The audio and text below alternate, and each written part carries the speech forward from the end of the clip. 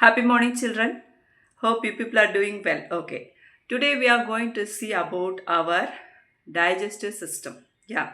So now you would have finished your breakfast, isn't it? So now what will happen in your body after eating the breakfast? You drink water and you will be concentrating in other activities, isn't it? But inside your body, what is happening? Have you ever realized that? Come, let's see now in this class. Okay. Now you are going to eat your food.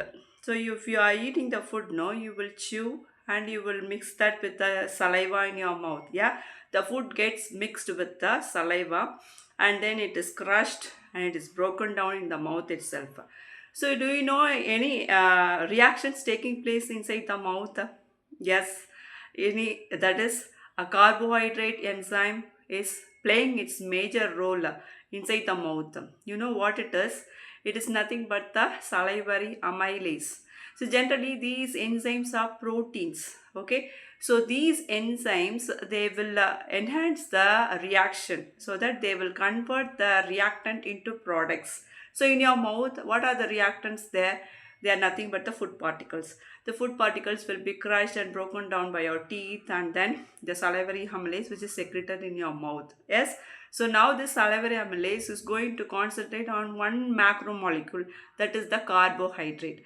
So this carbohydrate will be converted into simple sugar in the mouth itself by means of the enzyme salivary amylase. For example, if your food is containing a macromolecule like that is like galactose, like starch, like glycogen, like that many particles will be there in the food. So now this starch, for example, I am giving, so this starch will get converted into simple glucose. Starch is made up of glucose only, isn't it? So this glucose will be formed in the mouth by means of the enzyme salivary amylase from the reactant starch which is present in your food particle. Now this food is going to pass through the esophagus along with your saliva. So you will swallow like this. Yes. So the slowly the food no which will slowly passes through your throat and it will enter into the esophagus. So here we have two partitions, larynx and pharynx. So we all learned about the respiratory system in the previous class. So this larynx and pharynx, they will be separated. So through which a food particle will enter into that, it is entering into the pharynx. Okay, so this pharynx only is going to pass the food into the esophagus. So the esophagus is nothing but the food pipe. So the food pipe is going to push the blood, okay, like a peristaltic rhythmic movement, we can say. What do you mean by rhythmic? Slowly it will pass down the esophagus. So this food is going to enter into the esophagus and then it is going to reach one destination that is known as the stomach. Your stomach is located near the left hand side of your body, isn't it? So there is a small bag which is going to take the food which is coming from the mouth through the esophagus and is going to take it. Now the stomach is filled with the food. So inside the stomach we have three components. Those three components only going to digest the food further. For example, now there is a HCl production in the stomach. This HCl role is to see the germs which are present in it. This is an acid, hydrochloric acid. It is going to neutralize the germs by its acidic nature, and there will be a mucus inside the stomach. This mucus is going to protect the stomach from the acidic nature of the hydrochloric acid. Okay, and then there is another third one which is nothing but the pepsin. So this pepsin is going to break down the macromolecule, the proteins which are present in the food particle into simple peptones, and then the final product amino acid will be produced in your small intestine. See these macromolecules which we have learned already in our lower classes itself: carbohydrates, proteins, vitamins, fats, minerals, everything. So these are the components of the food, isn't it? So now the food which you ate is entering into the stomach and there the digestion started, like HCl, mucus and pepsin. And then from the stomach the food is going to pass through the duodenum, which is the small pipe-like structure connected to the small intestine. So this small intestine, now the food is entering through the duodenum. Then it is going to enter into the small intestine. Inside the small intestine, what's going to happen? So further complete digestion is going to happen in the small intestine. Okay, so now here all the carbohydrates will be converted to glucose, all the proteins will be converted into amino acids, and all the fats will be converted into fatty acids and glycerol. Okay, children. So now here, what are all the enzymes going to act? That is mainly from the liver and also from the pancreas. The pancreas is located below the stomach.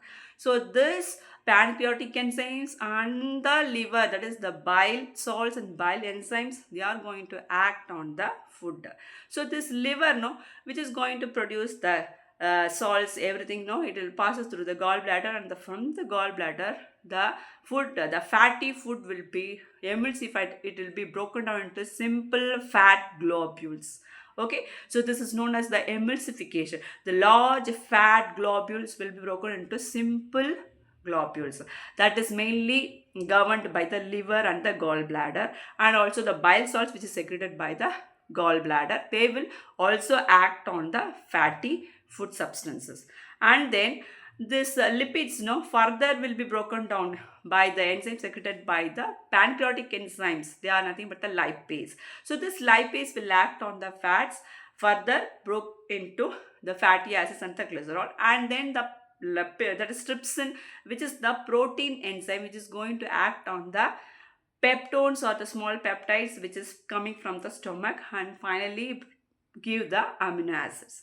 This is what the complete digestion takes place in the human system. Okay, and the undigested food will enter into the large intestine. Okay, so there the again the necessary components will be absorbed there, and finally the solid substances will be excreted out, and the solid watery substances will be excreted through the kidney. Okay, and the food which is digested in the small intestine, it has to be absorbed. Yeah, so it is absorbed by a finger-like projections which is present in the small intestine. They are nothing but the villi. This villi is present in the large intestine also, as well as in the small intestine also. So through the villi only, the blood capillaries, the blood vessels will take the nutrients to each and every part of the cell, so that only each and every part of the cell is going to receive the energy. So what is that energy? The energy will be in the form of glucose. This glucose will go and knock the gate of the each cell, and each cell will receive the glucose inside it, and further this glucose will be further broken down into very simple substances, and from that only our cell which produce the energy in the powerhouse of the cell known as the mitochondria. This mitochondria only is going to give you the energy to do your various activities. Understood, children?